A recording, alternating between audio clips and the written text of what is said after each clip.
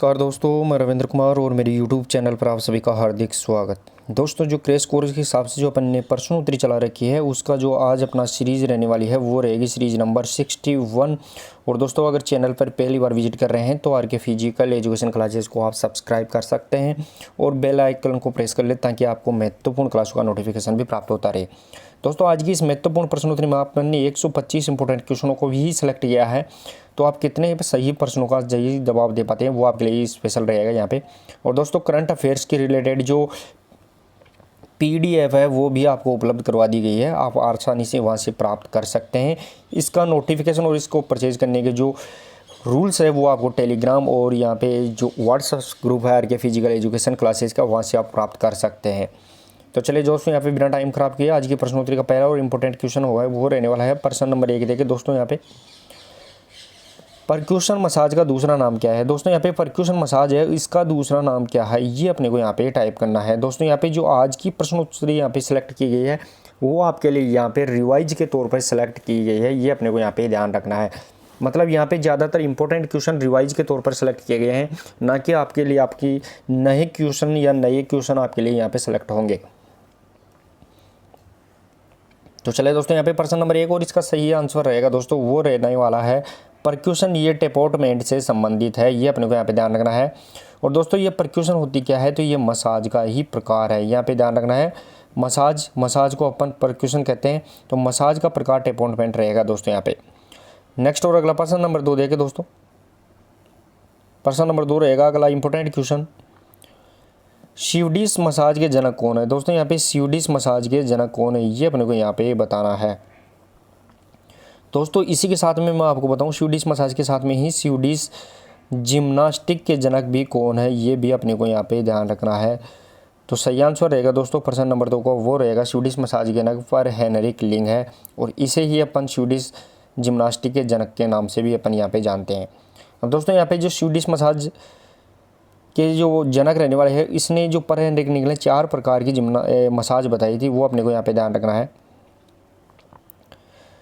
तो 4 प्रकार के यहाँ पे मसाज के यहाँ पे प्रकार बताए गए थे, जिनके द्वारा उसमें मेडिकल, एजुकेटिव और रेमेडियल, और इसी के साथ के अंदर एक और मसाज थी, वो आप कमेंट बॉक्स में इसका जवाब जरूर टाइप करते रहे।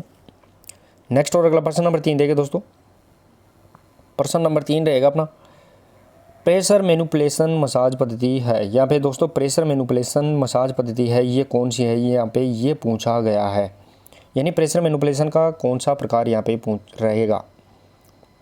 दोस्तों, यहाँ पे प्रेशर मसाज होती है मुख्यतः 3 प्रकार की रहती है, लेकिन इनके भी जो फर्स्ट प्रकार है वो भी 4 प्रकार का, सेकंड प्रकार है वो रहने वाला है 3 प्रकार का, और जो थर्ड प्रकार है वो 2 प्रकार का रहने वाला है। प्रश्न नंबर 3 सही आंसर रहेगा दोस्तों यहाँ पे नीडिंग, ये अपने को यहाँ पे ध्यान रखना है। नीडिंग ये प्रेशर मैनिपुलेशन मसाज पद्धति के अंतर्गत आता है। नेक्स्ट और अगला प्रश्न नंबर 4 देखिए दोस्तों। प्रश्न नंबर 4 रहेगा पेट्रीसाज मसाज के अंतर्गत क्या आता है। दोस्तों, यहाँ पे पेट्रीसाज मसाज के अंतर्गत क्या आता है ये अपने को यहाँ पे बताना है। बीटिंग, रोलिंग, शेकिंग या वाइब्रेशन। तो चलिए दोस्तों, यहाँ पे प्रश्न नंबर 4 और सही आंसर रहेगा दोस्तों वो रहने वाला है यहाँ पे रोलिंग, ये पेट्रीसाज जिसे अपन पथराना कहते हैं, हिंदी में इसे अपन पथराना कहते हैं। पथराना मसाज के यहाँ पे जो प्रकार रहेगा वो रोलिंग रहेगा दोस्तों। नेक्स्ट और अगला प्रश्न नंबर 5 देखिए दोस्तों। प्रश्न नंबर 5 रहेगा हैकिंग और नीडिंग किसके प्रकार है। दोस्तों, यहाँ पे हैकिंग और नीडिंग 2 प्रकार है, ये किसके प्रकार है ये अपने को यहाँ पे बताना है। तो प्राणायाम, आसन, मालिश या फिर सहनशीलता।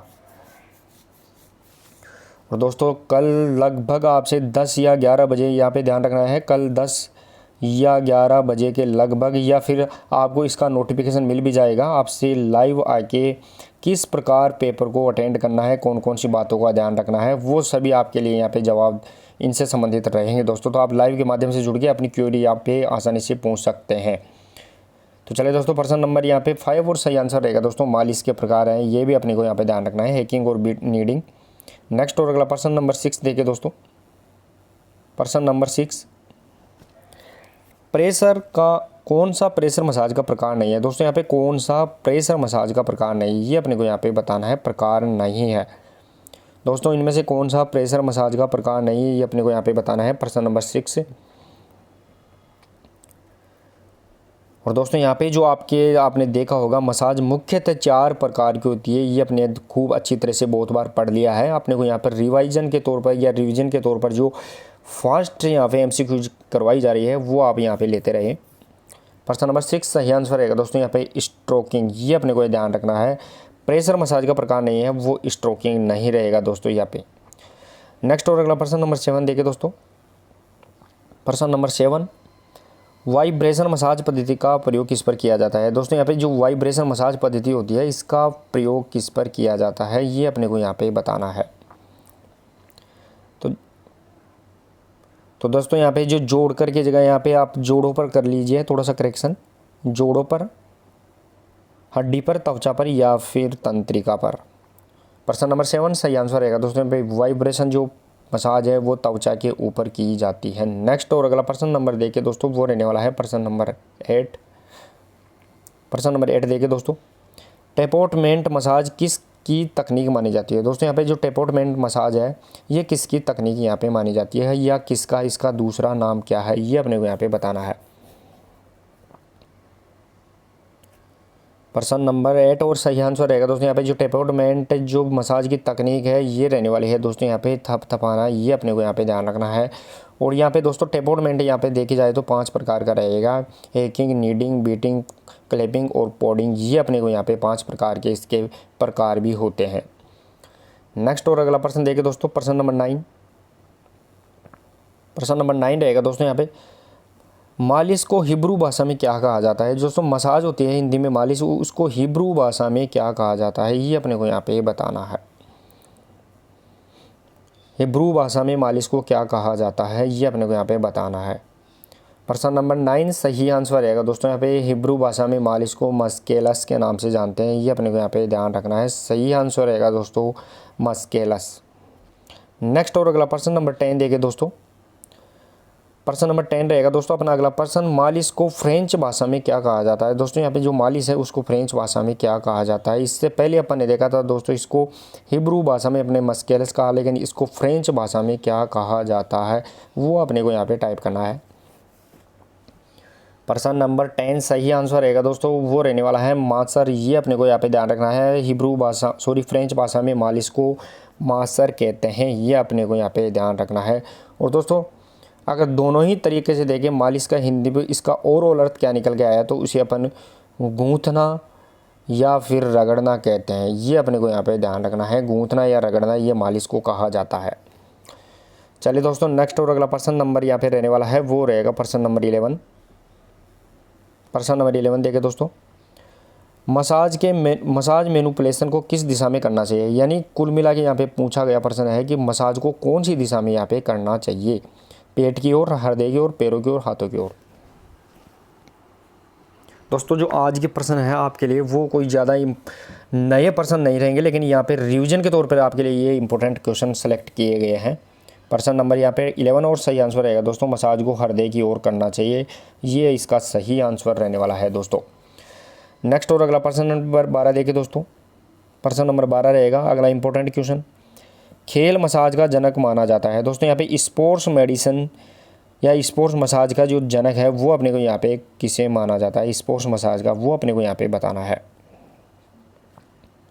दोस्तों यहाँ पे खेल मसाज जिसे अपन स्पोर्ट्स मसाज के नाम से जानते हैं या स्पोर्ट्स मालिश के नाम से जानते हैं, तो इसका जो जनक है वो कौन होने वाला है। प्रश्न नंबर 12 सही आंसर रहेगा दोस्तों यहाँ पे वो रहेगा इसका जैक मेगर। ये अपने को यहाँ पे ध्यान रखना है, स्पोर्ट्स मसाज का जनक जैक मेगर को कहा जाता है। नेक्स्ट और अगला प्रश्न नंबर देखिए दोस्तों, प्रश्न नंबर 13। प्रश्न नंबर 13 रहेगा दोस्तों यहाँ पे सिद्धांत के तौर पर मालिश की क्रिया का प्रारंभ तथा समापन किस विधि पर होना चाहिए। यहाँ पे दोस्तों सिद्धांत के तौर पर यानी आमतौर पर अगर मेडिकल साइंस के अकॉर्डिंग देखें तो मालिश की क्रिया का प्रारंभ और इसका जो समापन है वो कौन सी विधि के द्वारा ही होना चाहिए। जिस प्रकार दोस्तों अपन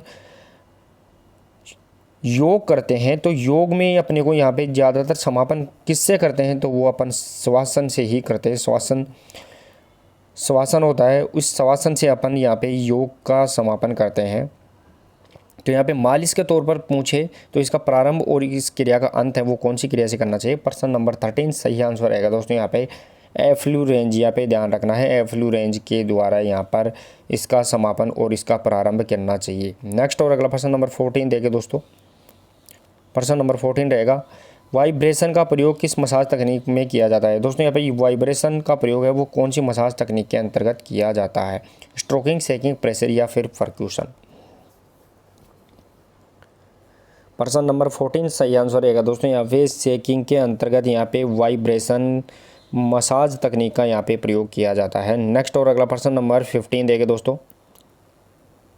प्रश्न नंबर 15 रहेगा, मालिश की किस तकनीक में त्वचा का गूंथना होता है। दोस्तों यहाँ पे मालिश की या मसाज की कौन सी टेक्निक है जिसके अंदर अपन गूंथते हैं किसको, वो त्वचा को, ये अपने को यहाँ पे बताना है। दोस्तों यहाँ पे जैसे आटा गूंथते हैं, इस आटा गूंथते हैं उसी प्रकार ही अपने को यहाँ पे त्वचा को गूंथा जाता है, तो वो कौन सी टेक्निक में होता है, पेट्रीसाज, घर्षण या फिर शेकिंग। प्रश्न नंबर यहाँ पे 15 सही आंसर रहेगा दोस्तों वो रहने वाला है पेट्रीसाज मसाज के अंतर्गत त्वचा को यहाँ पे आटे की तरह गूंथा जाता है। और पेट्रीसाज मसाज किसका प्रकार है दोस्तों, तो पेट्रीसाज मसाज है वो यहाँ पे प्रेशर मसाज का प्रकार रहेगी दोस्तों, ये अपने को यहाँ पे ध्यान रखना है। नेक्स्ट और अगला प्रश्न नंबर 16। प्रश्न नंबर 16 देखिए दोस्तों, हैमस्ट्रिंग कर्ल में कौन सा उत्तोलक होता है। दोस्तों यहाँ पे हैमस्ट्रिंग कर्ल की जाती है उसमें कौन सा उत्तोलक होता है, ये अपने को यहाँ पे बताना है। प्रश्न नंबर 16 सही आंसर रहेगा दोस्तों, हैमस्ट्रिंग कर्ल में यहाँ पे तृतीय श्रेणी उत्तोलक होता है। Third class lever hamstring curl के अंदर यहाँ पे काम में लिया जाता है, ये अपने को यहाँ पे ध्यान रखना है।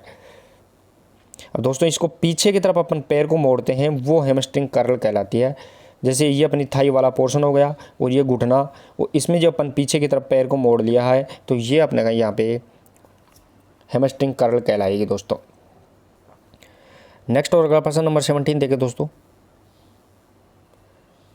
बाइसेप्स कर्ल, यहाँ पे ध्यान देने की बात रहेगी दोस्तों, बाइसेप्स कर्ल में कौन सा उत्तोलक होता है, ये अपने को यहाँ पे बताना है। बाइसेप्स कर्ल में कौन सा उत्तोलक होता है।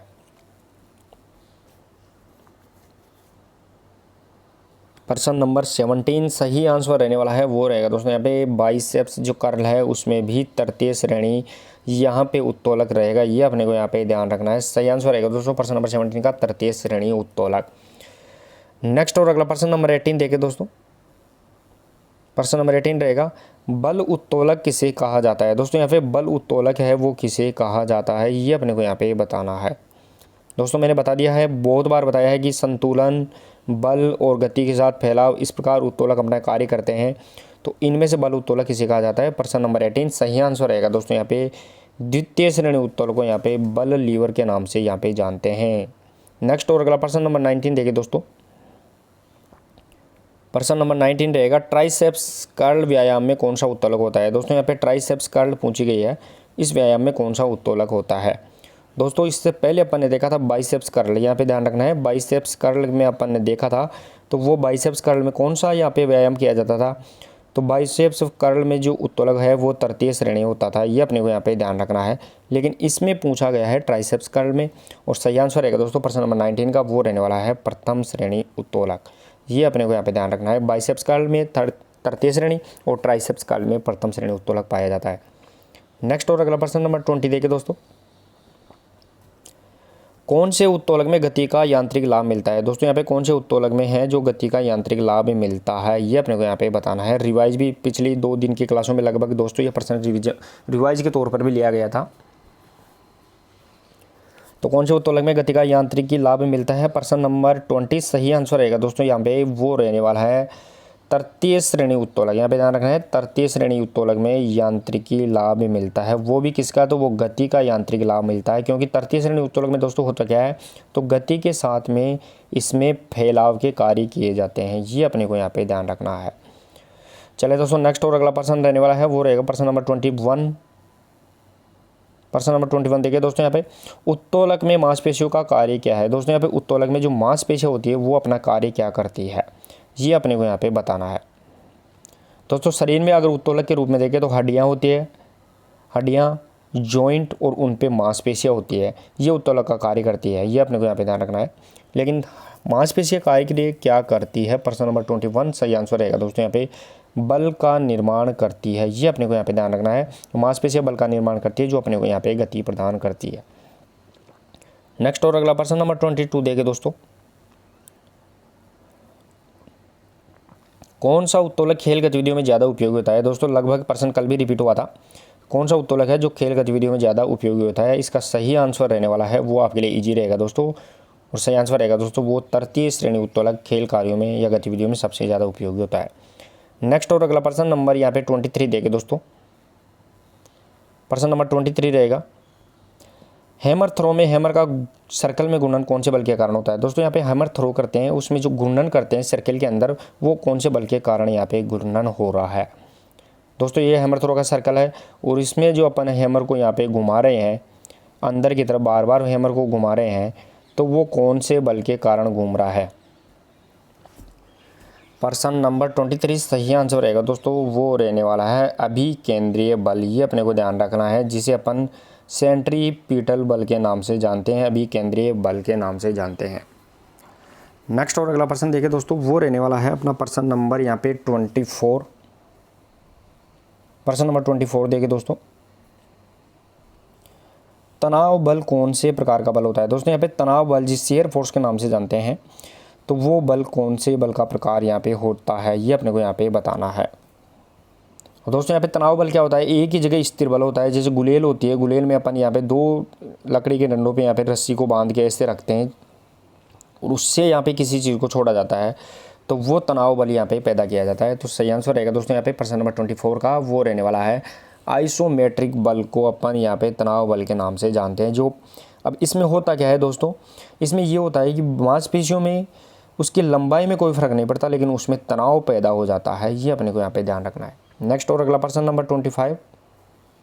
प्रश्न नंबर 25 देखिए दोस्तों, और पर्सनल वीडियो को भी आप जरूर शेयर करते रहे, क्लास को आप जरूर शेयर करते रहे, लाइक भी करते रहे, ताकि और भी दोस्तों को इसका ज़्यादा से ज़्यादा फ़ायदा मिलता रहे दोस्तों। प्रश्न नंबर यहाँ पे 25 रहेगा, किसी वस्तु का संपूर्ण भार जिस बिंदु पर केंद्रित होता है उसे क्या कहते हैं। दोस्तों यहाँ पे किसी वस्तु का संपूर्ण भार जिस बिंदु पे यहाँ पे केंद्रित होता है उसे अपन क्या कहते हैं, वो अपने को यहाँ पे बताना है। प्रक्षेपण के अंदर, गुरुत्व के अंदर, पैराबोला या फिर अपकेंद्री। प्रश्न नंबर यहाँ पे रहने वाला है, वो रहेगा दोस्तों प्रश्न नंबर 25 सही आंसर रहेगा दोस्तों, वो रहने वाला है इसका गुरुत्व केंद्र, जिसे अपन CG के नाम से जानते हैं, सेंटर ऑफ ग्रेविटी। वो इसका सबसे ज़्यादा किसी भी वस्तु के जो भार केंद्रित होता है वो CG के ऊपर ही होता है। नेक्स्ट और अगला प्रश्न देखिए दोस्तों, वो रहने वाला है प्रश्न नंबर 26, वह बल जिसके द्वारा कोई वस्तु केंद्र से दूर जाने की कोशिश करती है। दोस्तों इसमें कौन सा फोर्स है जिस कोई भी वस्तु सेंटर से दूर जाने की कोशिश करती है, ये अपने को यहाँ पे बताना है। प्रश्न नंबर यहाँ पे 26 देखिए, और दोस्तों सही आंसर रहने वाला है, वो रहेगा प्रश्न नंबर 26 का अपकेंद्रीय बल, जिसे अपन सेंट्रीफ्यूगल के नाम से जानते हैं। दोस्तों यहाँ पे इसे सेंट्रीफ्यूगल या अपकेंद्रीय बल जो केंद्र से दूर जाने की यहाँ पे कोशिश करता है, ये अपने को यहाँ पे ध्यान रखना है। दोस्तों थोड़ी सी इसमें दिक्कत आ गई है, वो मैं एक बार इसको सही कर लेता हूँ।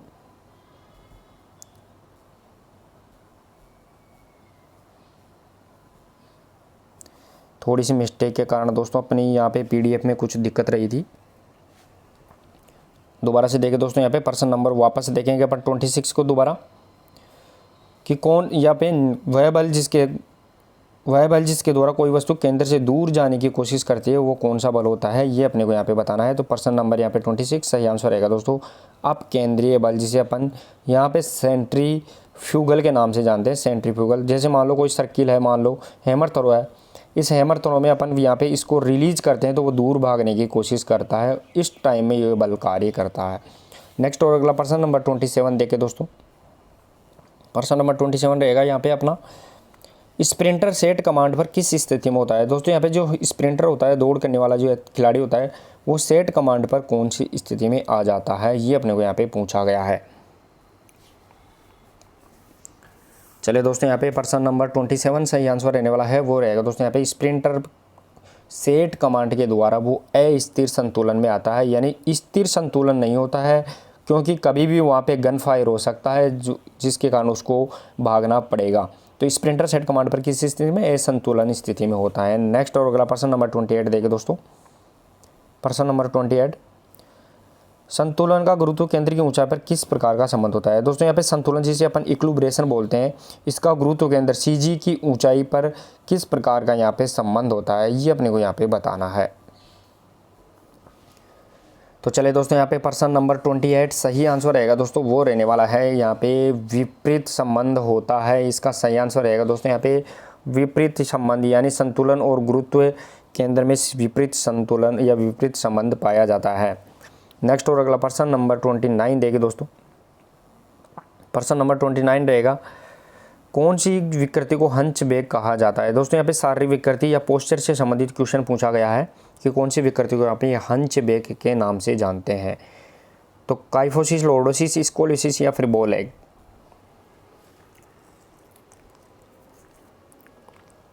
चले दोस्तों, यहाँ पे प्रश्न नंबर 29 सही आंसर रहेगा दोस्तों, वो रहने वाला है, इसे अपन काइफोसिस के नाम से जानते हैं, जिसे अपन कुबड़ पीठ या राउंड बैक के नाम से जानते हैं। दोस्तों यहाँ पे पीठ होती है, इस पीठ के पीछे क्या निकल के आ जाता है, ये अपने मान लो गर्दन है, ये अपना पीठ का भाग है, तो इसमें ऐसे निकल के आ जाता है, वो पीठ के पीछे कुबड़ बन जाता है, उसे अपन काइफोसिस के नाम से जानते हैं। चले दोस्तों, नेक्स्ट और अगला प्रश्न नंबर 30, और वीडियो को भी आप जरूर शेयर करते रहे दोस्तों। स्कोलियोसिस शारीरिक विकृति का संबंध किससे है? दोस्तों यहाँ पे स्कोलियोसिस जो शारीरिक विकृति है, इसका संबंध किससे होता है? हाथ से, पैर से, पेट से या रीढ़ की हड्डी से?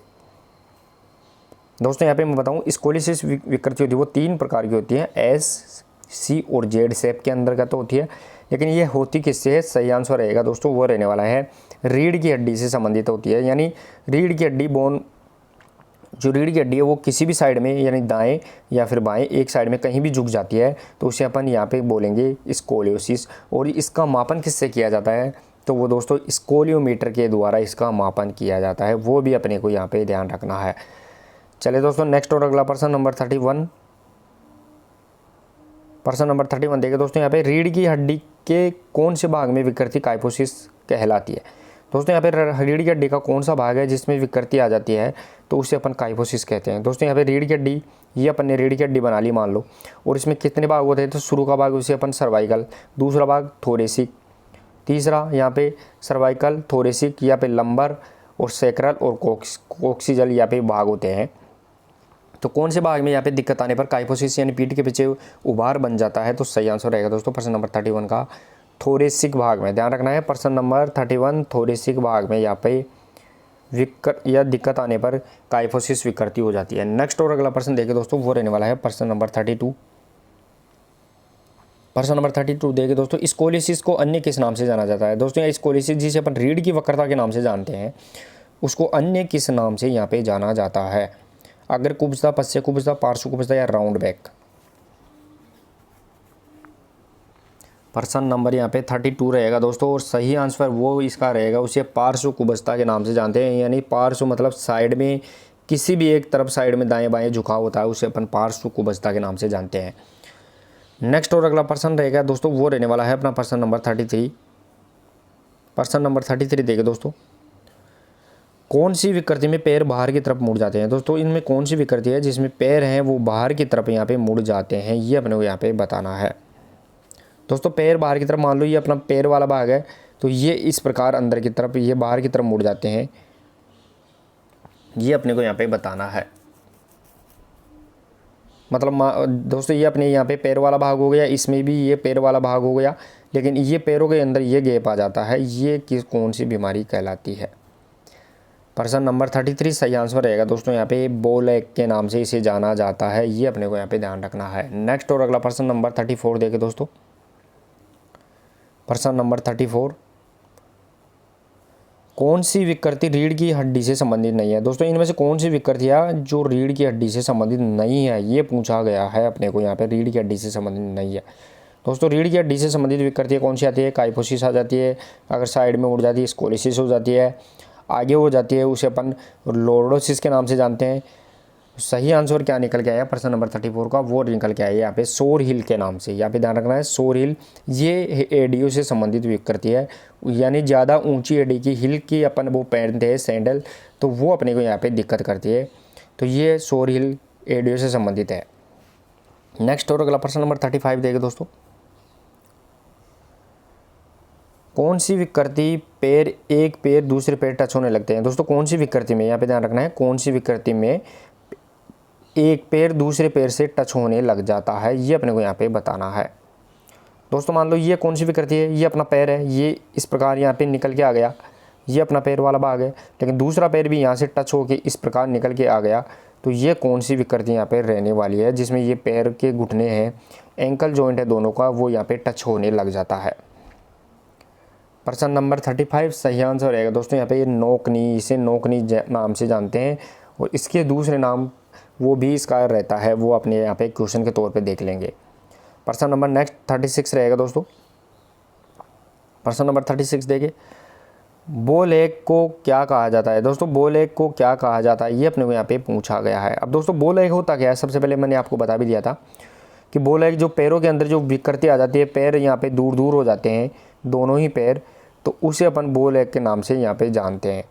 तो ये जो गैप आ रहा है पैरों में, ये बॉल एग कहलाता है। सही आंसर रहेगा दोस्तों प्रश्न नंबर 36 का। इसे क्या कहा जाता है, तो इसे जेनुवेरम कहा जाता है, ये अपने को यहाँ पे ध्यान रखना है। प्रश्न नंबर 36 का सही आंसर रहेगा दोस्तों जेनुवेरम। नेक्स्ट और अगला प्रश्न नंबर 37 देखे दोस्तों। प्रश्न नंबर 37, खोखली पीठ किस विकृति को कहा जाता है। दोस्तों खोखली पीठ जिसे अपन होलो बैक के नाम से जानते हैं, ये किस विकृति को यहाँ पे कहा जाता है, ये अपने को यहाँ पे बताना है। खोखली पीठ किस विकृति को यहाँ पे कहा जाता है। प्रश्न नंबर 37 सही आंसर रहेगा दोस्तों, वो रहने वाला है इसका सही आंसर खोखली पीठ अपन लॉर्डोसिस के नाम से जानते हैं। इसमें क्या होता है दोस्तों, तो पीठ के पीछे यहाँ पे गैप बन जाता है और जो पेट वाला भाग है वो उबार खा जाता है, लेकिन पीठ के जो पीछे है वो यहाँ पे गैप हो जाता है। नेक्स्ट और अगला प्रश्न नंबर 38 देंगे दोस्तों। कौन सी विकृति का नाम पेश केवस है। दोस्तों यहाँ पे कौन सी विकृति है जिसका नाम यहाँ पे पेश केवस है, ये अपने को यहाँ पे बताना है।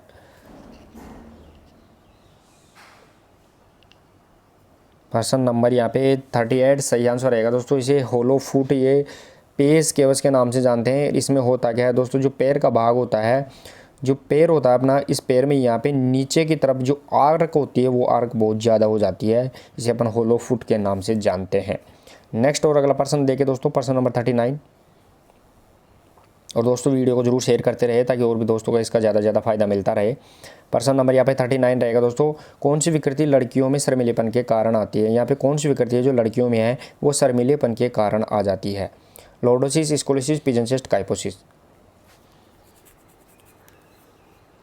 तो चलिए दोस्तों यहाँ पे प्रश्न नंबर 39 सही आंसर रहेगा दोस्तों, वो रहने वाला है यहाँ पे काइफोसिस विकृति। ये लड़कियों में शर्मीलेपन के कारण होती है, क्योंकि दोस्तों यहाँ पे लड़कियाँ ज़्यादातर अपनी गर्दन को नीचे झुका के चलती है, तो पीठ के पीछे की जो थोरेसिक भाग है वो उसमें उभार आ जाता है और उसमें काइफोसिस यहाँ पे पैदा हो जाता है।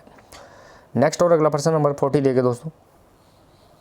प्रश्न नंबर 40, एकल अवधि कालीनता को किस रूप में जाना जाता है। दोस्तों यहाँ पे एकल अवधि कालीनता को किस रूप में जाना जाता है, ये अपने को यहाँ पे बताना है।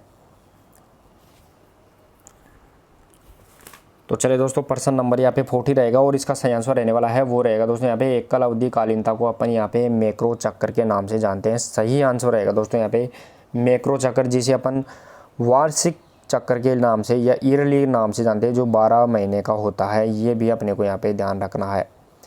नेक्स्ट और अगला प्रश्न नंबर 41 देखें दोस्तों। प्रश्न नंबर 41, अवधिकालीनता में कौन सा काल नहीं होता है। दोस्तों यहाँ पे अवधिकालीनता जिसे अपन पीरियोडाइजेशन के नाम से जानते हैं, उसमें कौन सा काल यहाँ पे नहीं होता है, ये पूछा गया है। तो तैयारी काल, संक्रमण काल, प्रतियोगिता काल या फिर योजना काल। प्रश्न नंबर 41 सही आंसर रहेगा दोस्तों, वो रहने वाला है इसका योजना काल यहाँ पे इस अवधिकालीनता में नहीं होता है, ये अपने को यहाँ पे ध्यान रखना है। नेक्स्ट और अगला प्रश्न नंबर 42 देखें दोस्तों। अधिभार का सकारात्मक प्रभाव होता है। दोस्तों यहाँ पे अधिभार जिसे अपन ओवरलोड जानते हैं, उसका सकारात्मक प्रभाव क्या होता है, ये अपने को यहाँ पे बताना है।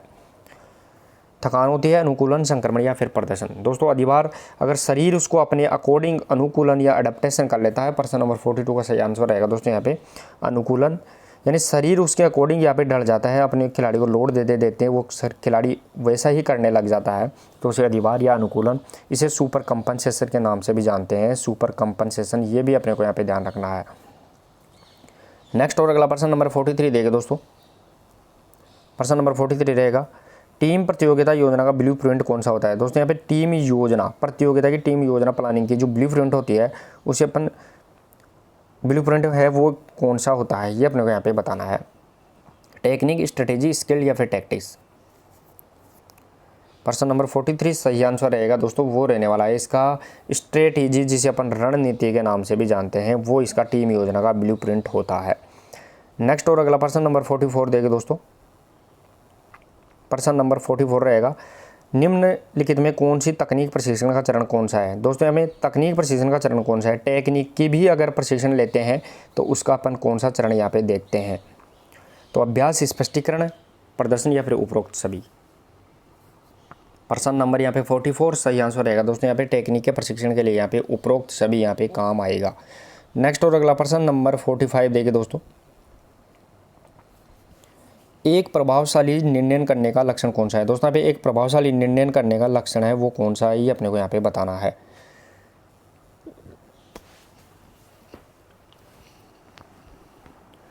तो चलिए दोस्तों प्रश्न नंबर यहाँ पे 45 और सही आंसर रहेगा दोस्तों यहाँ पे वो रहने वाला है नियमों का ज्ञान।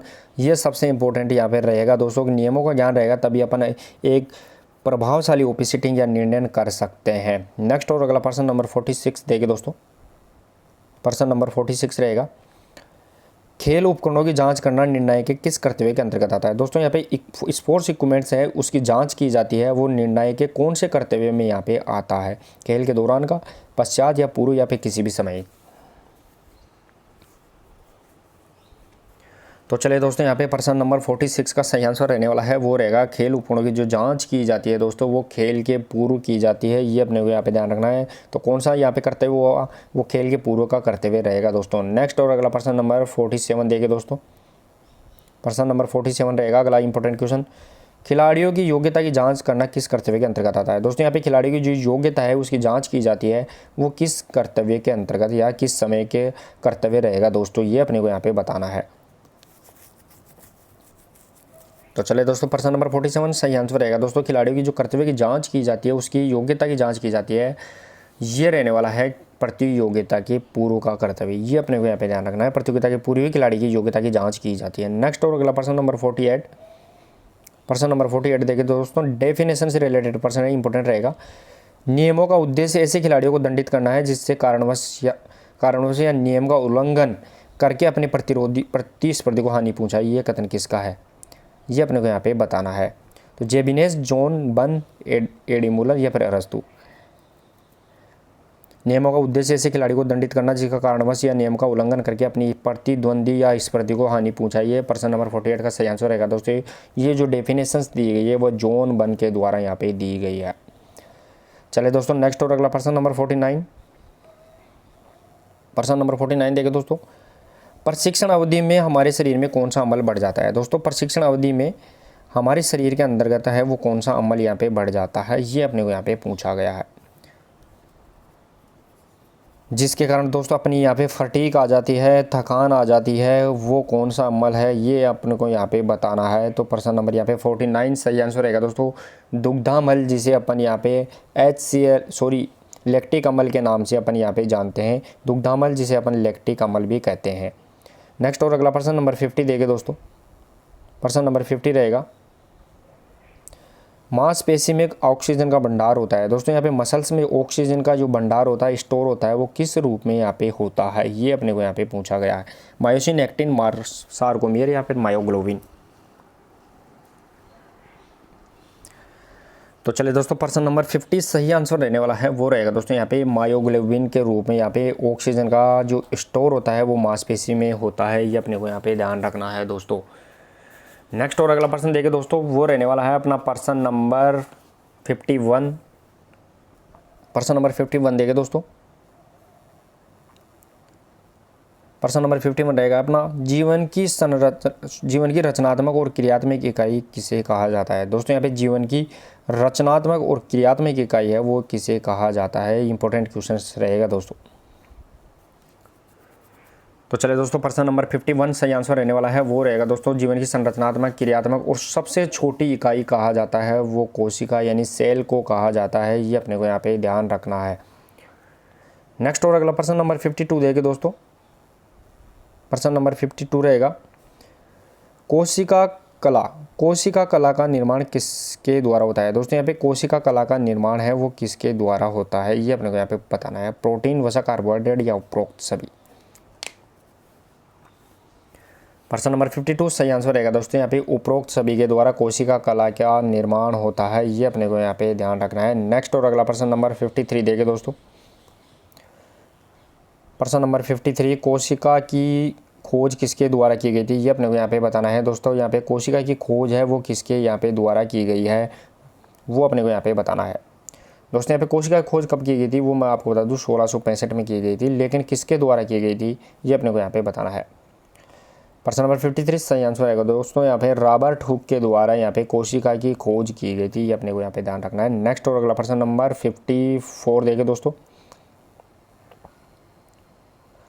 कोशिका का निर्माण किसके द्वारा होता है? दोस्तों यहाँ पे कोशिका का निर्माण है वो किसके द्वारा होता है, ये अपने को यहाँ पे बताना है। तो साइटोप्लाज्म, न्यूक्लियोप्लाज्म, प्रोटोप्लाज्म या फिर उपरोक्त सभी। दोस्तों यहाँ पे कोशिका का निर्माण किसके द्वारा होता है? प्रश्न नंबर 54 सही आंसर रहेगा दोस्तों, वो रहेगा दोस्तों यहाँ पे प्रोटोप्लाज्म के द्वारा होता है, जिसे अपन जीव द्रव्य के नाम से भी जानते हैं, जिसे अपन जीव द्रव्य के नाम से जानते हैं। और हक्सले ने इसे जीवन का आधार बताया था। दोस्तों यहाँ पे जीवन का आधार किसने बताया? तो जीवन का आधार वो हक्सले नामक महोदय ने इसे बताया है। नेक्स्ट और अगला प्रश्न नंबर 55 देखिए दोस्तों। प्रोटोप्लाज्म की खोज किसके द्वारा की गई? दोस्तों यहाँ पे प्रोटोप्लाज्म है जिसे अपन जीव द्रव्य के नाम से जानते हैं, इसकी खोज यहाँ पे किसके द्वारा की गई है? जिसका निर्माण कोशिका का निर्माण है वो कोशिका का निर्माण भी यहाँ पे प्रोटोप्लाज्म के द्वारा हुआ है। प्रश्न नंबर 55 सही आंसर रहेगा दोस्तों, वो रहने वाला है यहाँ पे जे.ई. प्रुकंजे। यहाँ पे जे.ई. प्रुकंजे के महोदय ने प्रोटोप्लाज्म की खोज की है, ये अपने को यहाँ पे ध्यान रखना है। नेक्स्ट और अगला प्रश्न नंबर 56 देखिए दोस्तों। कोशिकाओं के अध्ययन को क्या कहते हैं? दोस्तों यहाँ पे कोशिकाओं के अध्ययन है उसको अध्ययन को क्या कहते हैं, ये अपने को यहाँ पे बताना है। हिपेट्रोलॉजी, ऑर्थोलॉजी, साइटोलॉजी या फिर सेल बायोलॉजी। प्रश्न नंबर 56 सही आंसर रहेगा दोस्तों यहाँ पे साइटोलॉजी, ये कोशिकाओं के अध्ययन को कहते हैं। और कोशिकाओं के जीवन के अध्ययन को यहाँ पे सेल बायोलॉजी कहते हैं। ऑर्थोलॉजी यहाँ पे जोड़ों के अध्ययन को, हिपेट्रोलॉजी यहाँ पे यकृत के ध्यान रखना है उसके अध्ययन को यहाँ पे कहा जाता है। नेक्स्ट और अगला प्रश्न नंबर यहाँ पे 57 रहेगा। प्रश्न नंबर 57 देखिए दोस्तों। कोशिका के मुख्य भाग कौन से हैं? दोस्तों यहाँ पे कोशिका यानी सेल्स जिसे अपन कहते हैं उसके मुख्य भाग कौन से हैं, ये अपने को यहाँ पे बताना है। तो चलिए दोस्तों प्रश्न नंबर 57 कोशिका के मुख्य भाग वो कोशिका द्रव्य, केंद्रक और कोशिका झिल्ली यानी उपरोक्त सभी ये कोशिका के मुख्य भाग रहेंगे दोस्तों, ये अपने को यहाँ पे ध्यान रखना है। नेक्स्ट और अगला प्रश्न नंबर 58 देखिए दोस्तों। प्रश्न नंबर 58 कोशिका में प्रोटीन की फैक्ट्री किसे कहते हैं? दोस्तों यहाँ पे कोशिका के अंदर जो प्रोटीन की फैक्ट्री है वो किसे कहा जाता है, ये अपने को यहाँ पे बताना है। प्रश्न नंबर 58 सही आंसर रहेगा दोस्तों यहाँ पे वो रहने वाला है कोशिका के अंदर जो प्रोटीन की फैक्ट्री कहते हैं वो अपन यहाँ पे राइबोसोम को कहते हैं, ये अपने को यहाँ पे ध्यान रखना है। और राइबोसोम दो प्रकार से यहाँ पे लगा हुआ होता है, 80S और 70S के यहाँ पे नाम से होता है। 70S और 80S, उनमें से जो 80S होता है उस पर यहाँ पे प्रोटीन पाया जाता है। नेक्स्ट और अगला प्रश्न नंबर 59 देखिए दोस्तों।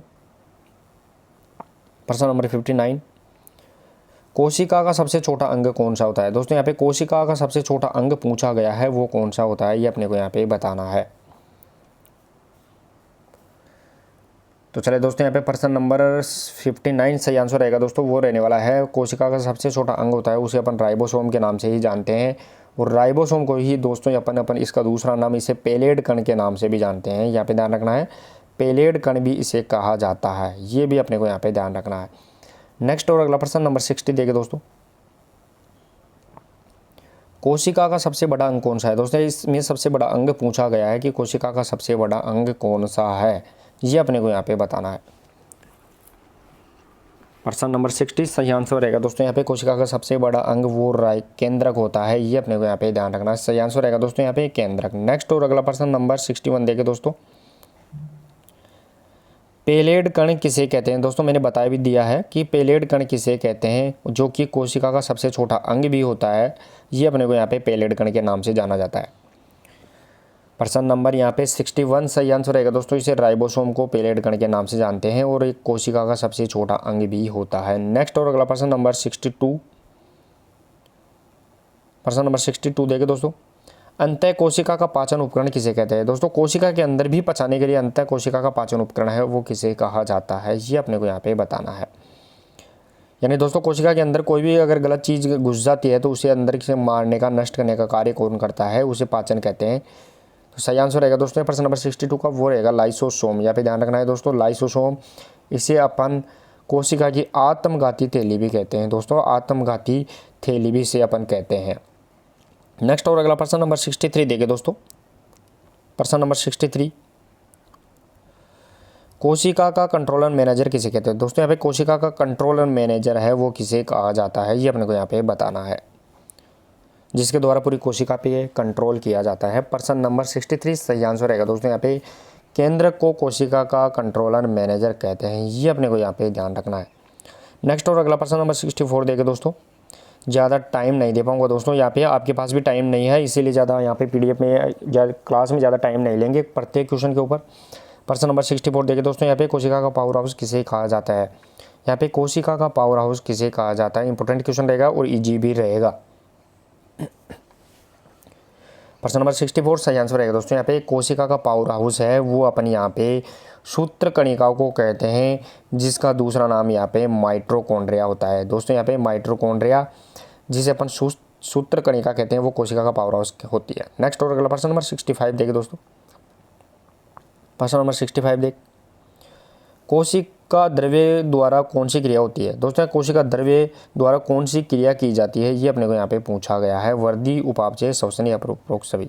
कोशिका द्रव्य जिसे अपन साइटोप्लाज्म कहते हैं उसके द्वारा कौन सी क्रिया की जाती है। प्रश्न नंबर 65 का सही आंसर रहेगा दोस्तों वो रहने वाला है यहाँ पे उपरोक्त सभी। यहाँ पे ध्यान रहेगा दोस्तों, यहाँ पे यानी वृद्धि, चयापचय या फिर श्वसन, उपरोक्त सभी यहाँ पे क्रिया की जाती है। नेक्स्ट और अगला प्रश्न नंबर 66 देखिए दोस्तों,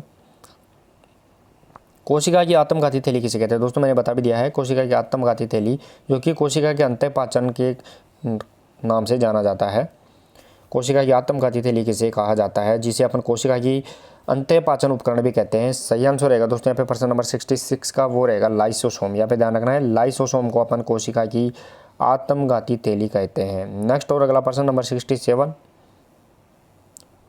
प्रश्न नंबर 67 देखिए दोस्तों, रॉबर्ट हुक द्वारा कोशिका की खोज कब की गई। दोस्तों यहाँ पर रॉबर्ट हुक के द्वारा कोशिका की खोज कब की गई वो मैंने बता भी दिया था दोस्तों आपको शुरू में ही। तो प्रश्न नंबर 67 सही आंसर रहेगा दोस्तों। यहाँ पर रॉबर्ट हुक के द्वारा कोशिका की जो खोज की गई थी वो सबसे पहले 1665 यानी 1665 में की गई थी, लेकिन ये मर्त कोशिका के नाम से थी। जीवित कोशिका की सबसे पहले खोज वो ल्यू वेन हुक के द्वारा की गई थी, ये अपने को यहाँ पे ध्यान रखना है। नेक्स्ट और अगला प्रश्न नंबर 68 देखिए दोस्तों, न्यूक्लियस की खोज किसके द्वारा की गई है। दोस्तों यहाँ पे न्यूक्लियस की खोज है वो किसके द्वारा की गई है, ये अपने को यहाँ पे बताना है।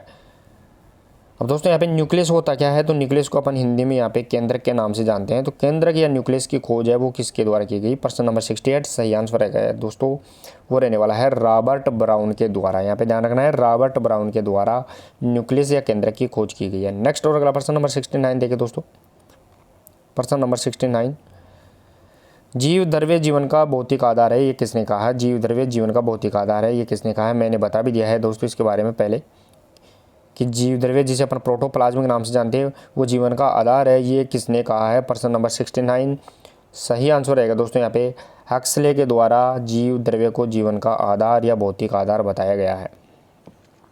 नेक्स्ट और अगला प्रश्न नंबर 70 देखिए दोस्तों, प्रश्न नंबर 70, एंडोप्लाज्मिक रेटिकुलम की खोज किसके द्वारा की गई है। दोस्तों यहाँ पे एंडोप्लाज्मिक रेटिकुलम जिसे अपन यहाँ पे अंतःप्रदवी जालिका के नाम से जानते हैं, इसकी खोज किसके द्वारा की गई है।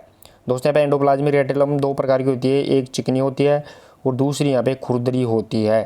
खुरदरी पर राइबोसोम पाया जाता है और चिकनी पे यहाँ पे वसा पाई जाती है। प्रश्न नंबर 70 और सही आंसर रहेगा दोस्तों वो रहने वाला है पोर्टर महोदय के द्वारा यहाँ पे एंडोप्लाज्मिक रेटिकुलम की खोज की गई थी, यानी अंतःप्रदवी जालिका की खोज की गई। नेक्स्ट और अगला प्रश्न नंबर 71, प्रश्न नंबर 71 देखिए दोस्तों, किस कोशिका में केंद्रक नहीं पाया जाता है। दोस्तों कौन सी कोशिका है जिसमें केंद्रक यहाँ पे नहीं पाया जाता है, ये अपने को यहाँ पे बताना है। दोस्तों यहाँ पे प्रश्न नंबर 71 सही आंसर रहेगा दोस्तों, वो रहने वाला है आरबीसी के अंतर्गत यहाँ पे केंद्रक नहीं पाया जाता है, इस कारण ये ज़्यादा ऑक्सीजन शरीर में लेके चलती है, ये अपने को यहाँ पे ध्यान रखना। और इसका जीवन काल मात्र 120 दिन होता है। तो आरबीसी में या लाल रक्त कोशिका में यहाँ पे केंद्रक नहीं पाया जाता है। नेक्स्ट और अगला प्रश्न नंबर 72 दे के दोस्तों, प्रश्न नंबर 72, राइबोसोम की फैक्ट्री किसे कहते हैं? दोस्तों यहाँ पे राइबोसोम की फैक्ट्री है वो किसे कहा जाता है, ये अपने को यहाँ पे बताना है। तो चलिए दोस्तों, प्रश्न नंबर 72 सही आंसर रहेगा, वो रहने वाला है दोस्तों यहाँ पे राइबोसोम की फैक्ट्री है वो अपन यहाँ पे केंद्रक को कहते हैं। और इसके अलावा दोस्तों अपन ने देखा था कि राइबोसोम प्रोटीन की फैक्ट्री किसे कहते हैं, तो प्रोटीन की फैक्ट्री यहाँ पे राइबोसोम को कहते हैं, उल्टा रहेगा दोस्तों, यहाँ पे ध्यान रखना है। नेक्स्ट और अगला प्रश्न नंबर 73, प्रश्न नंबर 73 देखिए दोस्तों, केंद्र के बाहर डीएनए कहाँ मिलता है? दोस्तों केंद्र के बाहर डीएनए कहाँ मिलता है, ये अपने को यहाँ पे बताना है। दोस्तों इसका मतलब यहाँ पे ये निकल के आ गया कि डीएनए दो जगह बाहर पाया जाता है। एक केंद्र के बाहर पाया जाता है, डीएनए केंद्र के बाहर पाया जाता है, लेकिन केंद्र के बाहर डीएनए पाया जाता है, और एक जगह और पाया जाता है डीएनए बाहर, वो कौन सा होता है? प्रश्न नंबर यहाँ पे 73 सही आंसर रहेगा दोस्तों, माइटोकॉन्ड्रिया में भी डीएनए केंद्रक के बाहर पाया जाता है। नेक्स्ट और अगला प्रश्न नंबर देखिए दोस्तों, वो रहने वाला है अपना प्रश्न नंबर 74,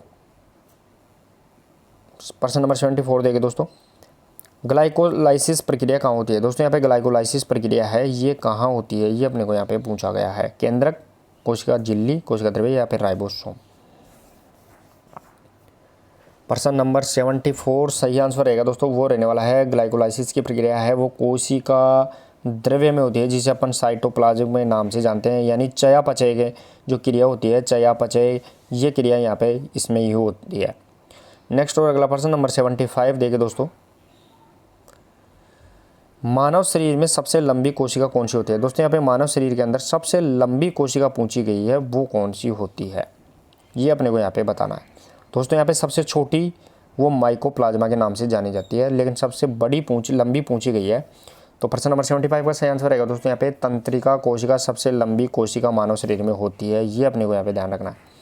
नेक्स्ट और अगला प्रश्न नंबर 76, प्रश्न नंबर 76 देखिए दोस्तों, सबसे छोटी कोशिका कौन सी होती है? दोस्तों यहाँ पे सबसे छोटी कोशिका कौन सी होती है मैंने बता भी दिया है। तो सबसे लंबी यहाँ पे तंत्रिका कोशिका होती है, लेकिन सबसे छोटी कोशिका कौन सी होती है वो अपने को यहाँ पे बताना है। प्रश्न नंबर 76 सही आंसर रहेगा दोस्तों यहाँ पे माइकोप्लाज्मा सबसे छोटी यहाँ पे कोशिका रहेगी दोस्तों, ये अपने को यहाँ पे ध्यान रखना है। नेक्स्ट और अगला प्रश्न नंबर 77, प्रश्न नंबर 77 देखिए दोस्तों, गुणसूत्र शब्द सर्वप्रथम किसके द्वारा प्रयोग किया गया है? दोस्तों यहाँ पे गुणसूत्र शब्द है ये सर्वप्रथम किसके द्वारा यहाँ पे प्रयोग किया गया है, ये अपने को यहाँ पे बताना है। तो चले दोस्तों, प्रश्न नंबर 77 सही आंसर रहेगा दोस्तों यहाँ पे गुणसूत्र शब्द का जो सर्वप्रथम प्रयोग किया गया है वो वाल्टेयर महोदय के द्वारा किया गया है, ये अपने को यहाँ पे ध्यान रखना है। नेक्स्ट और अगला प्रश्न नंबर 78, और दोस्तों आज की प्रश्नोत्तरी में आपको ज़्यादा टाइम नहीं दे पाऊँगा क्योंकि आज आपके पास भी यहाँ पे ज़्यादा टाइम नहीं है, तो आप यहाँ पे प्रश्नों को ज़्यादातर रिविजन के तौर पर, MCQs के तौर पर आप प्रश्नों को ज़्यादातर निकालते रहे, और कल आपको लगभग ज़्यादातर प्रश्न MCQs के माध्यम से ही आपको कंप्लीट लगभग यहाँ पे देख लेने हैं, जितने प्रश्न आप कवर कर पाएंगे।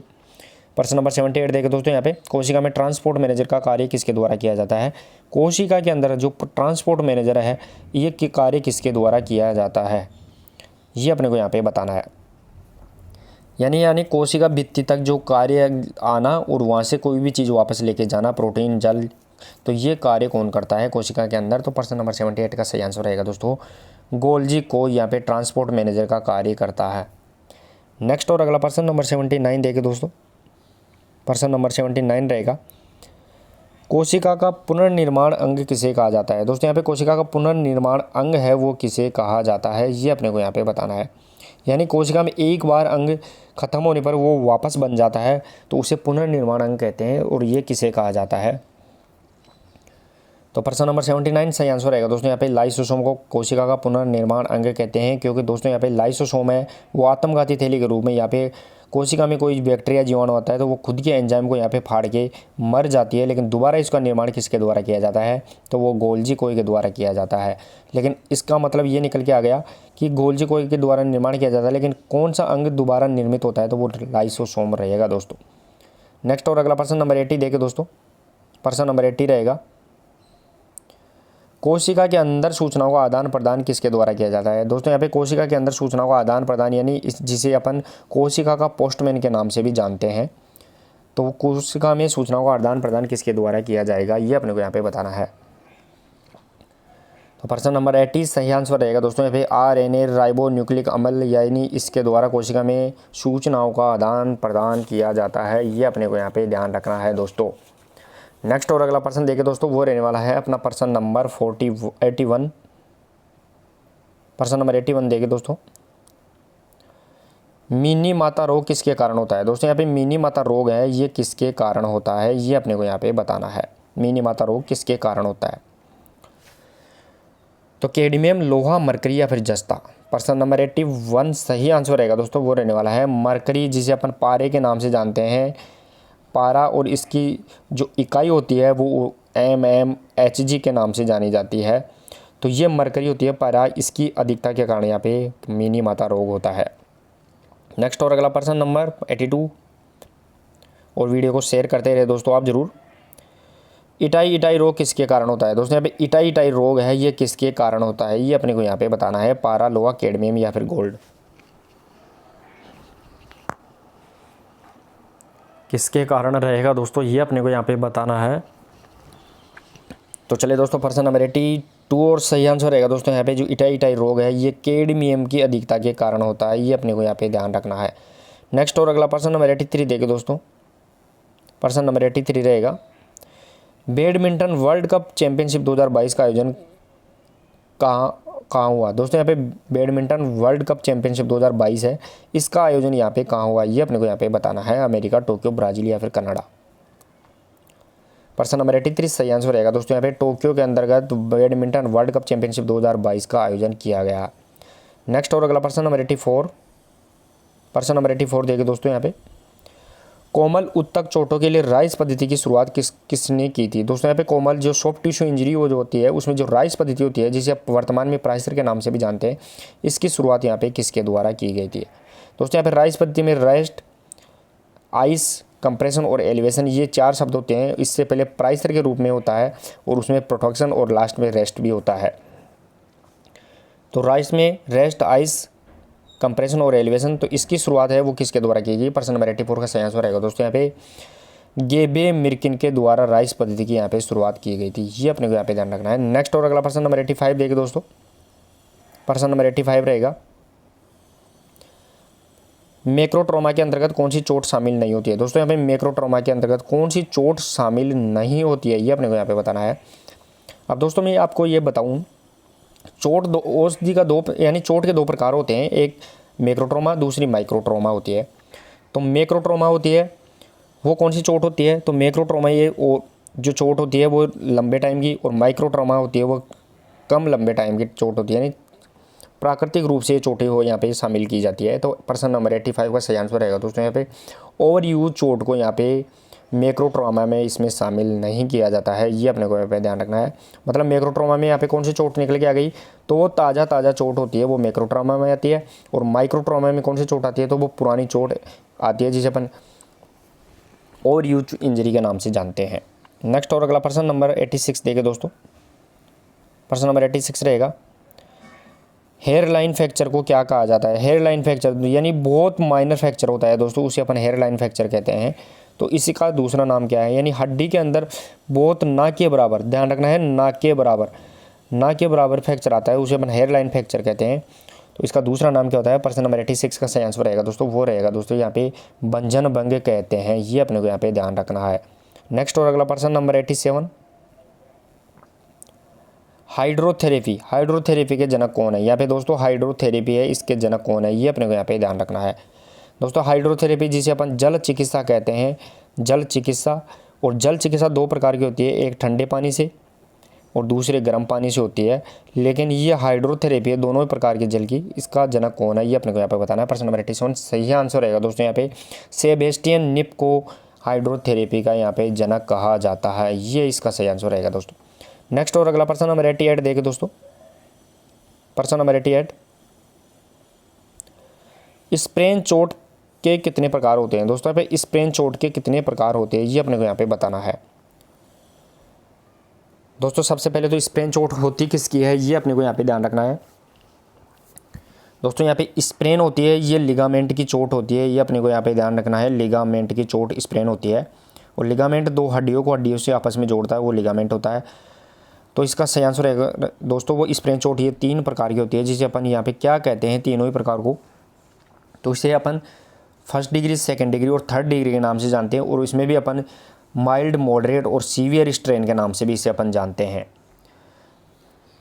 तो चले दोस्तों यहाँ पे प्रश्न नंबर नेक्स्ट और अगला इंपॉर्टेंट क्वेश्चन रहेगा प्रश्न नंबर 89 स्प्रेन चोट कौन कौन से प्रकार है दोस्तों। मैंने बता भी दिया है कि स्प्रेन चोट है जो लिगामेंट की चोट है, इसके कौन कौन से यहाँ पे प्रकार होते हैं। वो 3 प्रकार के यहाँ पे रहेगी, माइल्ड, मॉडरेट और सीवियर स्प्रेन। तो चले दोस्तों प्रश्न नंबर 89 सही आंसर रहेगा दोस्तों वो रहने वाला है इसका उपरोक्त सभी, ये अपने को यहाँ पे ध्यान रखना है। नेक्स्ट और अगला प्रश्न नंबर 90 देखे दोस्तों। प्रश्न नंबर 90 ठंडी जल चिकित्सा को क्या कहा जाता है दोस्तों। इसमें ठंडी जल चिकित्सा होती है उसको क्या कहा जाता है ये अपने को यहाँ पे बताना है दोस्तों। जल चिकित्सा होती है उसे अपन हाइड्रोथेरेपी के नाम से जानते हैं, लेकिन ठंडी जल चिकित्सा होती है उसे अपन क्या कहेंगे। तो प्रश्न नंबर यहाँ पे 90 सही आंसर रहेगा दोस्तों वो रहने वाला है, इसको क्रायोथेरेपी कहते हैं। वो ठंडी जल चिकित्सा को अपन यहाँ पे क्रायोथेरेपी कहते हैं। फॉर एग्जाम्पल के लिए दोस्तों यहाँ पे बर्फ़ होती है, बर्फ़ है, इमर्सन है, या इसके अलावा आइस बैग है, ये यहाँ पे क्रायोथेरेपी के अंतर्गत आते हैं। नेक्स्ट और अगला प्रश्न नंबर 91। प्रश्न नंबर 91 देखिए दोस्तों। गर्म जल चिकित्सा को क्या कहा जाता है दोस्तों। यहाँ पे गर्म जल चिकित्सा है, इसको क्या कहा जाता है ये अपने को यहाँ पे बताना है। तो क्रायोथेरेपी, इलेक्ट्रोथेरेपी, हाइड्रोथेरेपी या फिर थर्मोथेरेपी। प्रश्न नंबर यहाँ पे 91 सही आंसर रहेगा दोस्तों वो रहने वाला है, इसे अपन थर्मोथेरेपी के नाम से जानते हैं, ये अपने को यहाँ पे ध्यान रखना है। गर्म जल चिकित्सा को थर्मोथेरेपी के नाम से जानते हैं। नेक्स्ट और अगला प्रश्न नंबर 92 देखिए दोस्तों। प्रश्न नंबर 92 जल के द्वारा उपचार की तकनीक को क्या कहा जाता है दोस्तों। यहाँ पे जल के द्वारा जो उपचार की तकनीक होती है उसे क्या कहा जाता है ये अपने को यहाँ पे बताना है दोस्तों। रिपीट के तौर पर भी प्रश्न आपको लेकिन घुमा के दिया गया है। प्रश्न नंबर 92 सही आंसर रहेगा दोस्तों। यहाँ पे जल के उपचार के तकनीक के रूप में अगर जो चिकित्सा दी जाती है उसे अपन हाइड्रोथेरेपी के नाम से जानते हैं, यानी जल की चिकित्सा हाइड्रोथेरेपी होती है। और मैंने बता भी दिया ठंडी और गर्म 2 प्रकार की ये रहने वाली है। नेक्स्ट और अगला प्रश्न नंबर 93। प्रश्न नंबर 93 देखो दोस्तों। स्ट्रेन की सबसे ज़्यादा गंभीर चोट कौन सी होती है दोस्तों। स्ट्रेन की सबसे गंभीर चोट पूछी गई है वो कौन सी होती है ये अपने को यहाँ पे बताना है दोस्तों। स्ट्रेन किस में आता है तो स्ट्रेन टेंडन से संबंधित चोट होती है, और इसमें मांसपेशी को हड्डी से जोड़ा जाता है, वो टेंडन कहलाता है। लेकिन इसकी जो सबसे खतरनाक चोट या गंभीर चोट होती है वो प्रश्न नंबर 93 सही आंसर रहेगा दोस्तों वो तृतीय श्रेणी होती है, यानी 3rd डिग्री होती है, ये अपने को यहाँ पे ध्यान रखना है। 3rd डिग्री स्ट्रेन जो इसमें क्या होता है कि जो टेंडन होता है वो टेंडन मांसपेशी से टूट के अलग हो जाता है, बिल्कुल अलग हो जाता है। नेक्स्ट और अगला प्रश्न नंबर 94। प्रश्न नंबर 94 देखिए दोस्तों। पुराने घाव को भरने में सहायता कौन करता है दोस्तों। यहाँ पे जो पुराने घाव होते हैं उनको भरने में सहायता कौन करता है ये अपने को यहाँ पे बताना है। पैराफिन स्नान, रेडिएट हीट, हाइड्रोथेरेपी, अल्ट्रासाउंड। चले दोस्तों यहाँ पे प्रश्न नंबर 94 सही आंसर रहने वाला है वो रहेगा दोस्तों यहाँ पे रेडिएंट हीट, यानी शरीर की गर्मी का उपयोग करके ही यहाँ पे मशीनों के द्वारा जो घाव भरने की टेक्निक काम मिली जाती है उसे अपन यहाँ पे रेडिएंट हीट के नाम से जानते हैं। नेक्स्ट और अगला प्रश्न नंबर 95 देखिए दोस्तों। प्रश्न नंबर 95 रहेगा कॉन्ट्यूजन में कौन से अंग की चोट लगती है दोस्तों। यहाँ पे कॉन्ट्यूजन होता है, इसमें कौन से अंग की यहाँ पे चोट लगती है या होती है ये अपने को यहाँ पे बताना है। कॉन्ट्यूजन कौन से अंग की चोट होती है। प्रश्न नंबर यहाँ पे 95 सही आंसर रहेगा दोस्तों वो रहने वाला है मांसपेशी की चोट होती है, मसल्स की चोट उसे वो कंट्यूजन होती है, जिसे अपन नील पड़ना कहते हैं, ये अपने को यहाँ पे ध्यान रखना है। नेक्स्ट और अगला प्रश्न नंबर 96। प्रश्न नंबर 96 देखिए दोस्तों। निम्न में से कौन सी कोमल ऊतक की चोट है दोस्तों। कोमल ऊतक की चोट कौन सी है ये अपने को यहाँ पे बताना है। सॉफ्ट टिश्यू इंजरी इनमें से कौन सी है। डिसलोकेशन, मार्च, फ्रैक्चर, स्ट्रेन या फिर लेसरेशन। प्रश्न नंबर 96 सही आंसर रहेगा दोस्तों, वो रहने वाला है लेसरेशन, जिसे अपन फटना कहते हैं। ध्यान रखना है, फटना ये लेसरेशन को कहते हैं। ये कोमल उत्तक या सॉफ्ट टिश्यू इंजरी होती है। नेक्स्ट और अगला प्रश्न नंबर 97 देखे दोस्तों। प्रश्न नंबर 97, किस चोट में त्वचा के नीचे तरल पदार्थ जैसा पानी भर जाता है। दोस्तों यहाँ पे कौन सी चोट है जिसमें त्वचा के नीचे पानी जैसा तरल पदार्थ भर जाता है। ये कंट्यूजन, एब्रेशन, लेसरेशन या फिर ब्लिस्टर। दोस्तों यहाँ पे त्वचा 3 प्रकार की लेयर में पाई जाती है। ऊपर पाई जाती है वो एपिडर्मिस, दूर नीचे होती है वो डर्मिस, और तीसरी जो लेयर होती है उसे हाइपोडर्मिस के नाम से जानते हैं। एपिडर्मिस, डर्मिस और हाइपोडर्मिस, ये 3 लेयर होती है, लेकिन इनमें जो पानी भर के फफोला निकल जाते हैं ब्लिस्टर कहलाते हैं। सही आंसर रहेगा दोस्तों इसे ब्लिस्टर, जिसे छाले या फफोले के नाम से जानते हैं। नेक्स्ट और अगला प्रश्न नंबर 98 देखिए दोस्तों। प्रश्न नंबर 98, किस चोट को स्ट्रॉबेरी चोट के नाम से जानते हैं। दोस्तों यहाँ पे कौन सी चोट है जिसे अपन स्ट्रॉबेरी चोट के नाम से भी जानते हैं। लेसरसन, एब्रेजन, बुर्सराइटिस या डिसलोकेशन। दोस्तों यहाँ पे इसे रगड़ भी कहते हैं। अगर आपने सुना है रगड़, तो रगड़, स्ट्रॉबेरी, तो कौन सी चोट कहलाएगी। तो प्रश्न नंबर यहाँ पे 98 और सही आंसर रहेगा दोस्तों वो इसे रहेगा एब्रेजन। एब्रेजन जिसे अपन खरोंच के नाम से जानते हैं, खरोंच, रगड़ जिसे अपन स्ट्रॉबेरी। यहाँ पे खून नहीं निकलता है, लेकिन खून जैसा लाल लाल चमकने लग जाता है। नेक्स्ट और अगला प्रश्न नंबर 99 देखिए दोस्तों। प्रश्न नंबर 99 रहेगा, दीर्घकालिक चोट जिसे अपन क्रोनिक चोट के नाम से जानते हैं, उसका उपचार किसके द्वारा किया जाता है। दोस्तों जो पुरानी चोट होती है, दीर्घकालिक चोट जिसे अपन क्रोनिक चोट के नाम से जानते हैं, तो वो इसका उपचार किसके द्वारा किया जाता है, ये अपने को यहाँ पे बताना है। प्रश्न नंबर 99 सही आंसर रहेगा दोस्तों वो रहने वाला है अल्ट्रा वायलेट के द्वारा यहाँ पे पुरानी या दीर्घ क्रोनिक चोटों का इलाज किया जाता है। नेक्स्ट और अगला प्रश्न नंबर 100 देखिए दोस्तों, और वीडियो को शेयर करते रहे दोस्तों, ताकि और भी दोस्तों का इसका ज़्यादा से ज़्यादा फायदा मिलता रहे। प्रश्न नंबर 100, खेल चोटों के पश्चात पुनर्वास। यहाँ पे ध्यान रखना है, चोट के पश्चात की पुनर्वास पूछा गया है कि कौन सी विधि अधिक प्रभावी मानी जाती है। यानी चोट के बाद वापस पुनः उसी स्थिति में ना लाने के लिए कौन सी यहाँ पे तकनीक या विधि सबसे अधिक प्रभावी रहेगी। प्रश्न नंबर 100 सही आंसर रहेगा दोस्तों यहाँ पे चोट के बाद जो उपचार हो जाता है उसके बाद भी अपने को यहाँ पे सुधारात्मक व्यायाम करने चाहिए। प्रश्न नंबर यहाँ पे रहने वाला है वो रहेगा दोस्तों 100 सही आंसर रहेगा दोस्तों यहाँ पे सुधारात्मक व्यायाम, यानी फिजियोथेरेपी यहाँ पे देनी चाहिए। नेक्स्ट और अगला प्रश्न नंबर 101 देखिए दोस्तों, खेलों में पुनर्वास की विधियाँ कौन सी है। दोस्तों यहाँ पे खेलों के अंदर जो पुनर्वास रिहेबिलिटेशन है उसकी विधियाँ कौन सी है, ये अपने को यहाँ पे बताना है। तो मनोवैज्ञानिक विधि, व्यायाम विधि, चिकित्सा विधि या फिर उपरोक्त सभी। दोस्तों यहाँ पे खेलों में जो पुनर्वास जो फिजियोथेरेपी के तौर पर काम में ली जाती है वो इसका सही आंसर रहेगा दोस्तों यहाँ पे उपरोक्त सभी। ये पुनर्वास में काम आने वाली विधियाँ होती है, ये अपने को यहाँ पे ध्यान रखना है। नेक्स्ट और अगला प्रश्न नंबर 102 देखिए दोस्तों। प्रश्न नंबर 102, एनोरेक्सिया एथलेटिका की स्थिति इनमें से कौन से खेल में प्रचलित है। दोस्तों पे एनोरेक्सिया एथलेटिका ये एक प्रकार की चोट है, लेकिन ये किस खेल में सबसे ज़्यादा देखने को मिलती है, ये अपने को यहाँ पे बताना है। फुटबॉल, जिम्नास्टिक्स, शतरंज या मुक्केबाजी। दोस्तों यहाँ पे एनोरेक्सिया एथलेटिका की जो एक प्रकार की इंजरी है, लेकिन ये सबसे ज़्यादा कौन से खेल में यहाँ पे प्रचलित है देखी जाती है। प्रश्न नंबर 102 और इसका सही आंसर रहेगा दोस्तों वो रहने वाला है जिम्नास्टिक में सबसे ज़्यादा एनोरेक्सिया एथलेटिका की चोट यहाँ पे अपने को देखने को मिलती है। नेक्स्ट और अगला प्रश्न 103 देखिए दोस्तों, वैक्स बाथ जिसे अपन मोम स्नान में किसका प्रयोग किया जाता है। दोस्तों वैक्स बाथ जिसे अपन मोम स्नान भी कहते हैं, तो इसमें किसका प्रयोग किया जाता है, ये अपने को यहाँ पे बताना है। गर्म, ठंडा, पारा या फिर पैराफिन।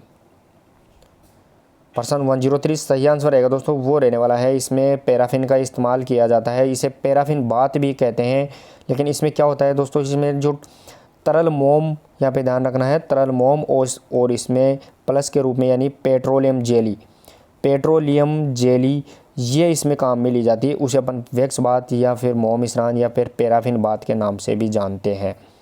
नेक्स्ट और अगला प्रश्न नंबर 104। प्रश्न 104 देखिए दोस्तों, खेल चोटों की चिकित्सा में इनमें से सर्वप्रथम कौन सा चरण अपनाया जाता है। दोस्तों स्पोर्ट्स इंजरी की जो चोट है, लेकिन इनमें सर्वप्रथम है जो कौन सा चरण यहाँ पे काम में लिया जाता है, हाइड्रोथेरेपी, क्रायोथेरेपी, थर्मोथेरेपी या फिर इलेक्ट्रोथेरेपी। प्रश्न 104 इंपॉर्टेंट क्वेश्चन रहेगा दोस्तों, खेल चोटों की चिकित्सा में इनमें से सर्वप्रथम कौन सा चरण अपनाया जाता है। सही आंसर रहेगा दोस्तों यहाँ पे इसमें सबसे पहले क्रायोथेरेपी अपनाया जाता है, जिसे अपन ठंडी जल की चिकित्सा के नाम से जानते हैं। नेक्स्ट और अगला प्रश्न 105 रहेगा दोस्तों, क्रायोथेरेपी का प्रकार कौन सा नहीं है। दोस्तों यहाँ पे क्रायोथेरेपी का प्रकार कौन सा नहीं है, ये अपने को यहाँ पे बताना है, प्रकार नहीं है। दोस्तों यहाँ पे मैं आपको बताऊँ कि जो क्रायोथेरेपी है उसे अपन ठंडी चिकित्सा के नाम से जानते हैं, लेकिन इनमें से कौन सा इसका प्रकार नहीं है, ये अपने को यहाँ पे बताना है। Ice pack, ice massage, immersion या फिर एकांतरी स्नान।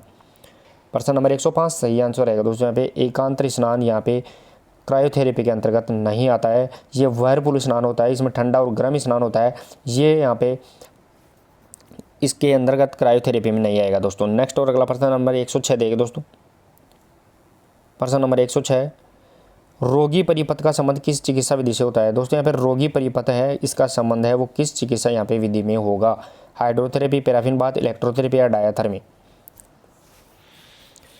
प्रश्न नंबर 106 सही आंसर रहेगा दोस्तों, इसमें रोगी जो परिपथ है वो डायाथर्मी के अंदर होता है। दोस्तों इसमें होता क्या है, तो इसमें जो रोगी होता है उसके अंग, मान लो ये उसका हाथ है या उसका पैर है, तो इसमें जो मशीन्स के उपकरण होते हैं वो यहाँ पे दूर रखे जाते हैं, फिर यहाँ पे इसके अंतर्गत ऊष्मा पैदा की जाती है।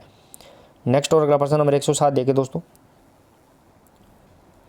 हाइड्रोकोलेट्रल पैक किसका प्रयोग किया जाता है। हाइड्रोकोलेट्रल पैक में किसका प्रयोग किया जाता है, ये अपने को यहाँ पे बताना है। हाइड्रोकोलेट्रल पैक है, इसमें किसका प्रयोग किया यहाँ पे जाता है, argon gas, mercury, cytochrome crystal या फिर इंफ्रारेड।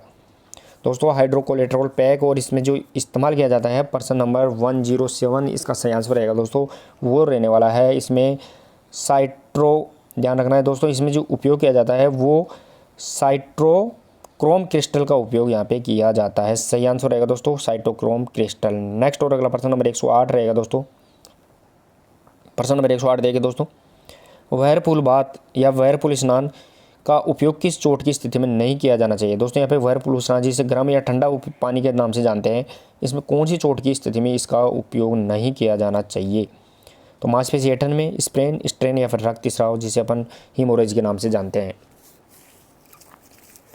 तो चलिए दोस्तों प्रश्न नंबर 108 सही आंसर रहेगा दोस्तों, वो रहने वाला है रक्तस्राव, यानी ब्लड जो बह रहा होता है उस स्थिति में यहाँ पे गर्म और ठंडे पानी का इस्तेमाल यहाँ पे नहीं किया जाना चाहिए। नेक्स्ट और अगला प्रश्न नंबर 109 रहेगा दोस्तों, प्रश्न नंबर 109 देखिए दोस्तों, यहाँ पे Indian association of sports medicine का गठन कब किया गया। दोस्तों यहाँ पे Indian association of medicine sports medicine का गठन कब किया गया है, ये अपने को यहाँ पे बताना है। तो चलिए दोस्तों प्रश्न नंबर 109 सही आंसर रहेगा दोस्तों, यहाँ पे इंडियन स्पोर्ट्स ऑफ मेडिसिन इसका गठन है वो 1971 यानी 1971 में किया गया है, ये अपने को यहाँ पे ध्यान रखना है। नेक्स्ट और अगला प्रश्न रहेगा दोस्तों, वो रहने वाला है प्रश्न नंबर 110। प्रश्न नंबर 110 देखिए दोस्तों, सर्वाइकल स्पॉन्डालाइसिस नामक चोट शरीर के किस अंग में लगती है। दोस्तों यहाँ पे सर्वाइकल स्पॉन्डालाइसिस नामक चोट है, इंजरी है, वो शरीर के किस अंग या भाग में लगती है, ये अपने को यहाँ पे बताना है। तो दोस्तों यहाँ पे अगर नाम सुना है सर्वाइकल तो आप आसानी से उत्तर दे सकते हैं, और ये जो भाग होता है वो रीढ़ की हड्डी से संबंधित होता है, और रीढ़ की हड्डी में जो पहला भाग होता है वो सर्वाइकल होता है, जो गर्दन के पास में पाया जाता है। सही आंसर रहेगा दोस्तों, ये गर्दन की चोट होती है, सर्वाइकल स्पॉन्डालाइसिस गर्दन की चोट होती है, ये अपने को यहाँ पे ध्यान रखना है।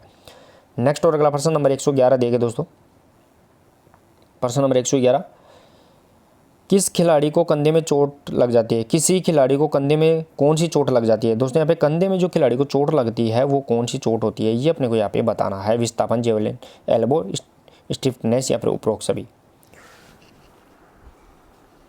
तो चलिए दोस्तों यहाँ पे प्रश्न नंबर 111 सही आंसर रहेगा दोस्तों, यहाँ पे इसे अपन विस्थापन या डिसलोकेशन के नाम से जानते हैं। ध्यान रखना है, कंधा जो उतर जाता है वो कंधा यहाँ पे डिसलोकेशन के नाम से जाना जाता है, यानी कंधे की जो यहाँ पे ह्यूमरस हड्डी होती है वो इसके पूला, ध्यान रखना है दोस्तों, यहाँ पे ह्यूमरस हड्डी होती है जो अपर आर्म में होती है, वो कंधे में यहाँ पे इससे निकल के बाहर आ जाती है, तो उसे अपन विस्थापन या डिसलोकेशन के नाम से जानते हैं। नेक्स्ट और अगला प्रश्न नंबर 112 देखिए दोस्तों, प्रश्न नंबर 112 रहेगा, क्रायोथेरेपी को किस नाम से जाना जाता है। दोस्तों रिपीट का नाम से फिर से रिपीट हो रहा है, क्रायोथेरेपी को किस नाम से यहाँ पे जाना जाता है। अलग तरीके से यहाँ पे प्रश्न को पूछा गया है, क्रायोथेरेपी को किस नाम से जाना जाता है। तो प्रश्न नंबर 112 सही आंसर रहेगा दोस्तों, इसे अपन आइस थेरेपी यानी ठंडी जल चिकित्सा भी रहती है, जिसे अपन आइस थेरेपी के नाम से भी जानेंगे। नेक्स्ट और अगला प्रश्न 113 देखिए दोस्तों,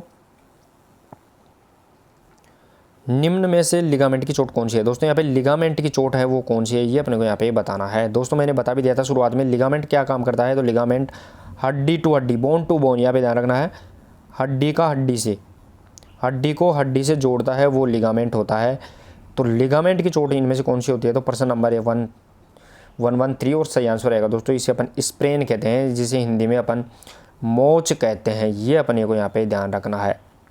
नेक्स्ट और अगला प्रश्न 114 देखिए दोस्तों, प्रश्न नंबर 114 रहेगा अपना अगला इंपॉर्टेंट क्वेश्चन। निम्नलिखित में से मांसपेशी की चोट कौन सी है? दोस्तों यहाँ पे मसल्स की चोट कौन सी है, ये अपने को यहाँ पे बताना है। स्प्रेन, ग्नीस्टिक फ्रैक्चर, ब्लिस्टर या फिर स्ट्रेन।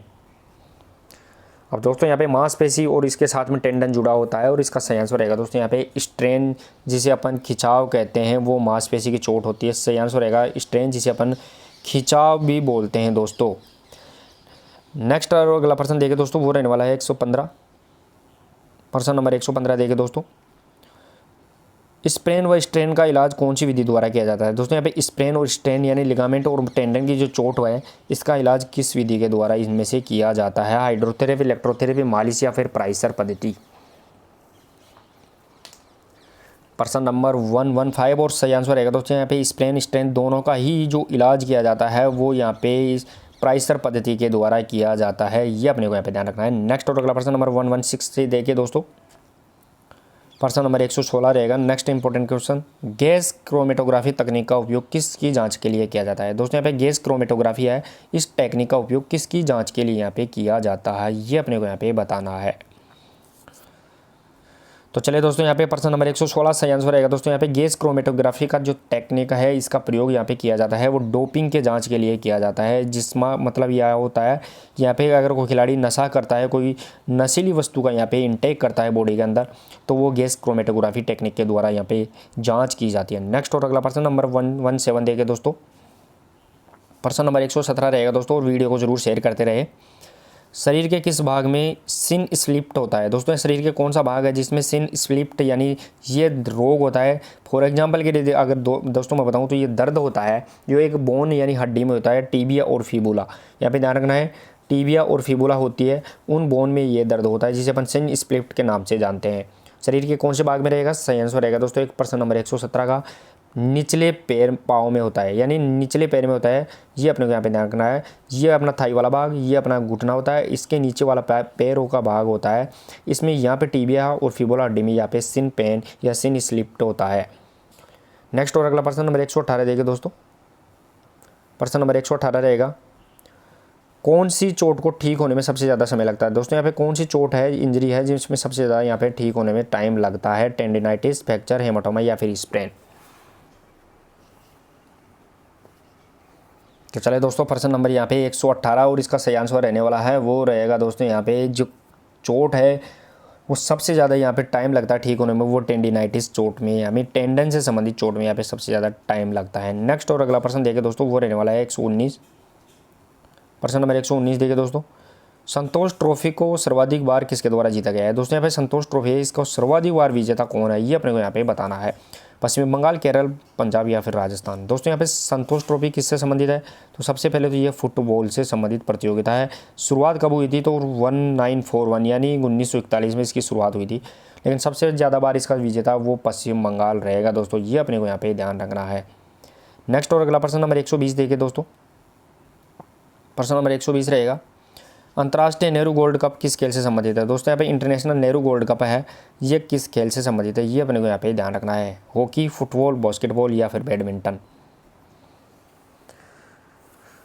प्रश्न नंबर 120 सही आंसर रहेगा दोस्तों यहाँ पे जो अंतर्राष्ट्रीय नेहरू गोल्ड कप है ये फुटबॉल से संबंधित प्रतियोगिता रहेगी दोस्तों। ये अपने को यहाँ पे ध्यान रखना है। सही आंसर रहेगा दोस्तों यहाँ पे फुटबॉल से संबंधित प्रतियोगिता। नेक्स्ट और अगला प्रश्न नंबर 121 देखिए दोस्तों,